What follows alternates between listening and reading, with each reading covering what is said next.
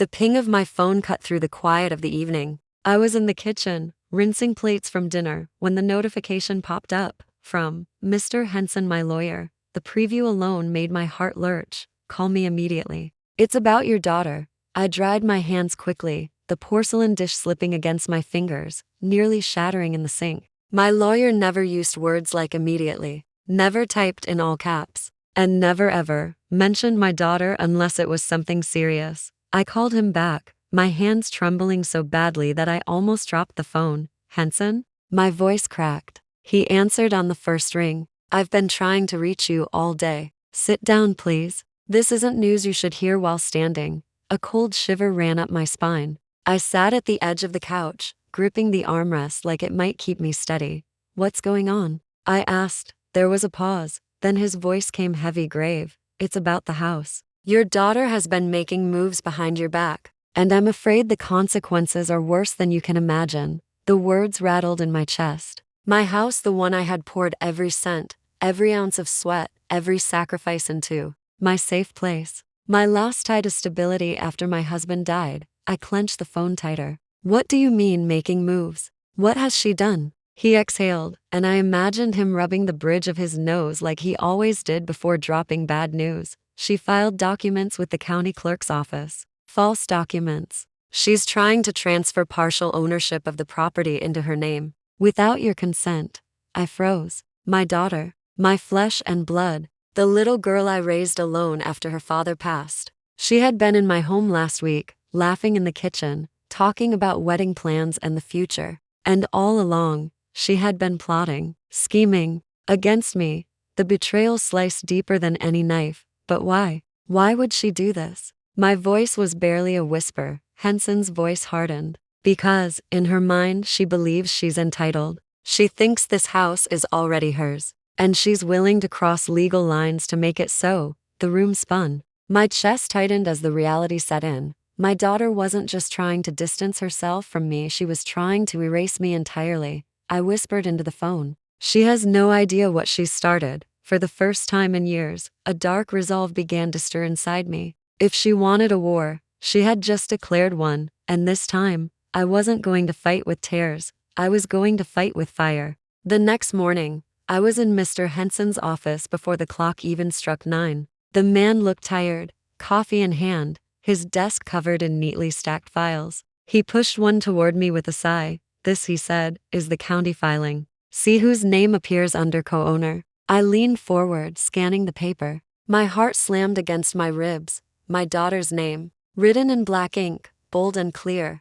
I pressed my fingers to my temples. But this is impossible. I never signed anything. I never agreed. That's the problem, Henson replied, tapping the paper. The signature isn't yours, but it's been notarized, which means someone forged it. And if we don't act quickly, the house could end up tied in a legal battle that drains you dry. A forged signature. My daughter's betrayal had escalated from selfishness to outright fraud. My throat went dry as I remembered her visits over the past few weeks. She always carried folders, always smiling, always pretending to help me organize my papers. My gut clenched as realization hit me. She must have stolen documents then. Do you have proof this isn't my handwriting? I asked, forcing my voice steady. Henson nodded. Already working on it. But I need you to understand. She's not acting alone. I dug deeper. She's working with her fiancé. They're planning to use the house as collateral for a loan. A loan you would be responsible for if it goes through. The air left my lungs in a single, sharp breath. My daughter hadn't just betrayed me, she had teamed up with the man who was supposed to be her future husband. They were ready to gamble away my life's work and leave me drowning in debt if it all went south. My eyes burned, but I refused to cry. Not this time. What do we do? Henson leaned back, studying me. First, we block the transfer legally. That will buy us time. But if you want to stop them completely, you'll need to be willing to fight dirty. And I mean dirtier than they've played. For years, I had been the mother who forgave. The mother who gave second chances. The mother who believed that family came before everything. But as I looked at that fraudulent paper with her name boldly stamped across my home, something inside me hardened. I met Henson's gaze. Tell me exactly how dirty we're talking. For the first time that morning, his lips curved into the faintest smile. Good, he said. Because I have a plan. And just like that, the fire inside me spread. If my daughter thought she could erase me with ink and lies, she had no idea who she was dealing with. This was no longer about property. This was war. I spent the next week pretending everything was normal. My daughter came by twice, once with her fiancé to check in. I smiled, poured tea, and listened to their empty chatter, all the while feeling the burn of betrayal under my skin. When she excused herself to take a phone call, I caught the way her fiancé's eyes wandered around my living room, assessing the furniture, the art, the antique clock on the mantel. His gaze wasn't admiration, it was calculation. He was already counting what wasn't his. I excused myself to the kitchen and clenched the counter until my knuckles whitened. They weren't just stealing my house. They were vultures, circling my entire life. That night, I met with Henson again. He spread out folders, photos, and notes like a general preparing for battle. I had a handwriting analyst review the forged signature. He said, "It's sloppy. Whoever tried to copy your writing didn't realize you loop your Y differently. That alone is enough to question the validity of the filing." He flipped another page. "And the notary, bought off. I've got a sworn statement from one of his former clients. He's done this before." I sat back, my chest heavy but steady. "So, we can expose them?" "Yes," Henson nodded. "But that only stops the paperwork. You said you wanted to fight dirty. That means going further." I inhaled deeply. "How far?" He gave me a knowing look. "I've been digging into your daughter's fiancé, financial records, employment history. Let's just say, he's not who he pretends to be." The next file hit the table like a hammer. Bank statements, credit card debt, gambling transactions, thousands of dollars gone every month. A secret the fiancé clearly hadn't shared with my daughter. A slow smile tugged at my lips. For the first time since this nightmare began, I felt the upper hand. "You want revenge?" Henson asked. "You exposed this at the right moment, and not only does your daughter lose her scheme, she loses him. And he loses everything." I imagined her face, the betrayal slicing her when she realized the man she trusted was the one dragging her down. For a second, guilt flickered. She was my daughter after all. But then he remembered the forged papers. Her name, written where mine should be. Her plan to erase me. The guilt died quickly. I leaned forward, my voice calm but sharp. "Gather every piece of evidence. When the time comes, I want the strike to be fatal. No second chances." Henson nodded slowly. "Understood." That night, alone in my bedroom, I stared at the old family photographs on my dresser. My daughter as a child, smiling with missing teeth. Her graduation picture. Our last Christmas together, before she met him. A tear slipped down my cheek, but I didn't wipe it away. That version of her, the one in those photos, was gone. The woman standing against me now was someone else entirely, and I was preparing to bury her betrayal in the only language she seemed to understand: destruction. The week I chose to strike felt ordinary at first, a Tuesday with rain tapping the windows, the kind of day when small betrayals slip under the noise of everyday life. I played the part of a woman caught in the storm, tired, distracted, forgiving. My daughter visited that afternoon with a casserole and a smile that tried too hard. She hugged me like nothing was wrong. I hugged back and memorized the way her perfume smelled, the same flowery note she always used, now tainted by the memory of forged ink. Henson's plan was surgical, not brutal. He wanted spectacle only where it mattered, in front of people whose opinions counted. He arranged meetings, quietly alerted a few family members, and prepared the legal motions that would halt any transfer. But the real coup de grace would come from exposure, the kind that stripped her of every comfortable illusion she'd wrapped herself in. First, we disassembled his finances. Henson fed my daughter's fiancé's banking history into the light until the ugly truth crawled out: falsified resumes, unexplained cash withdrawals, a loan application with forged documents, a pattern of living beyond means. We compiled screenshots, statements, sworn affidavits. Each page was a small blade. Then came the notary. Henson had someone on the inside, a client who had once worked with that notary. She came forward quietly, trembling, and told us how the notary had pressured her once to sign papers she didn't understand. Her sworn statement nailed the pattern. I remember feeling my pulse slow as certainty replaced blind hurt. We planned the reveal at a family gathering. Henson called an update, harmless enough to avoid suspicion, but full of the people whose voices would sting the most: my sister, a couple of close friends, and 2 neighbors who mattered in the community. I let my daughter believe she'd been invited as the center of attention. She arrived radiant and smug, convinced she was inches from victory. When dinner began, I stood and gave a little speech about family, legacy, and truth. I spoke in a voice warm with nostalgia, until the moment Henson slid a folder across the table and asked quietly if I minded reading it aloud. I did not.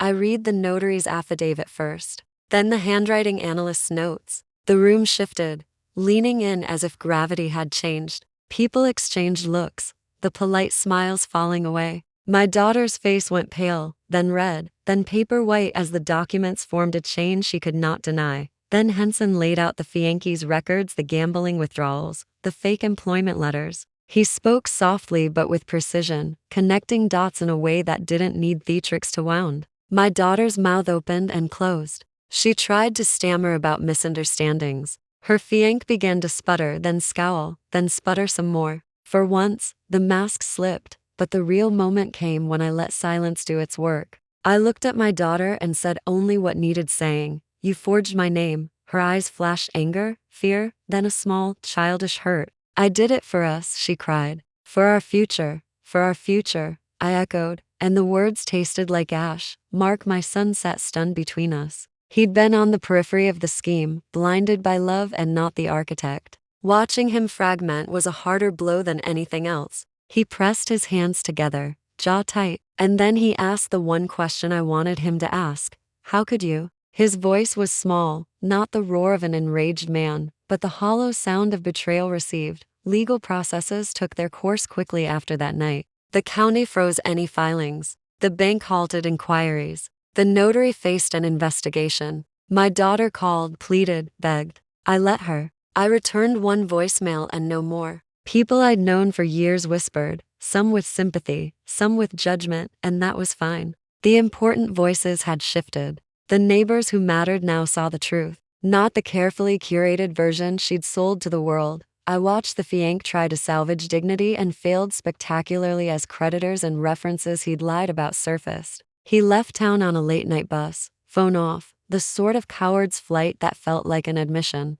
My daughter stayed. She moved into the guest room and stared at the walls, the person she'd become a stranger to. There was no cinematic collapse, no theatrics of broken plates or dramatic confrontations on the lawn. My revenge was quieter, and therefore, to my mind, more complete. It unfolded in paper and truth and in the slow erosion of the life they'd attempted to build on someone else's foundation. At night, when the house grew still, and the clocks ticked like small heartbeats, I would think of the little things I had done, the safety deposit box, the quiet meetings, the patient accumulation of proof. Each small act had been a brick in the wall that finally held. When the storm passed, the house stood, unbowed. Inside, the photographs still smiled back at me, only now they were not so easily used as props in someone else's scheme. I had not set out to punish my daughter beyond exposing her, but the cost was real. She had to live with the fallout. She had chosen. I had the keys to my home in my hand, a simple, weighty reminder of what I had saved and what I had lost.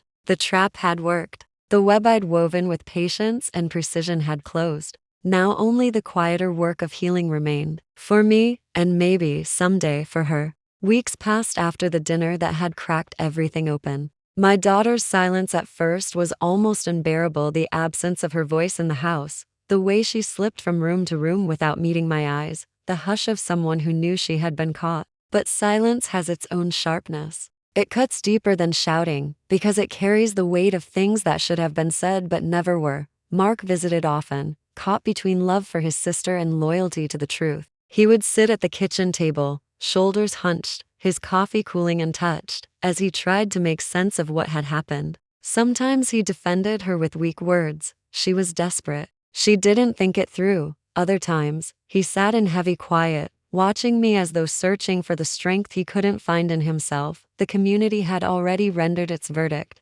Neighbors who once praised my daughter now averted their eyes, their polite greetings carrying an edge of pity. Her fianc had disappeared entirely, his betrayal to public, too messy to conceal. She had no one left to lean on. That, I think, was the truest punishment, the hollow echo of realizing the people who once trusted you now saw you for what you'd chosen to be. Henson, my lawyer, closed the legal chapter with precision. The fraudulent transfer attempt was nullified. The notary was suspended pending investigation. The fiancé was wanted for financial misrepresentation. My daughter avoided charges only because I made a choice. I could have pressed forward, demanded justice in the form of prison walls. But revenge doesn't always come from the gavel of a judge. Sometimes it lives in the space where trust once was. One evening, she finally broke. I found her in the living room, sitting cross-legged on the rug like a child, her face pale and eyes swollen. "I thought I was doing it for us," she whispered.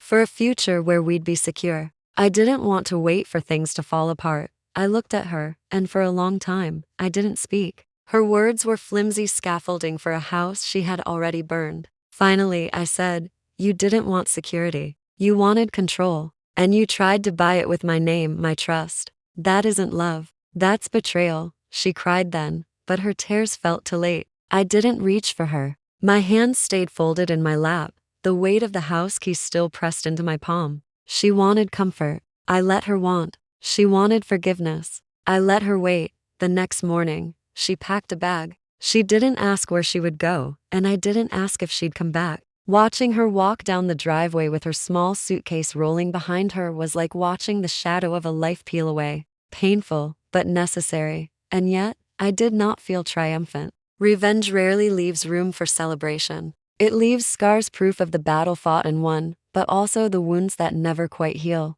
My home was safe, my name intact, my dignity preserved. But my daughter, the girl I had raised, the child who once held my hand with unshakable trust, was gone. At least for now. I stood at the window, key still in my hand, and whispered to the empty air, "You tried to take everything from me. Instead, you lost yourself." The terrible truth had come to light. And though I had survived, she would have to live with the echoes of her own choices. That, in the end, was the sharpest revenge of all.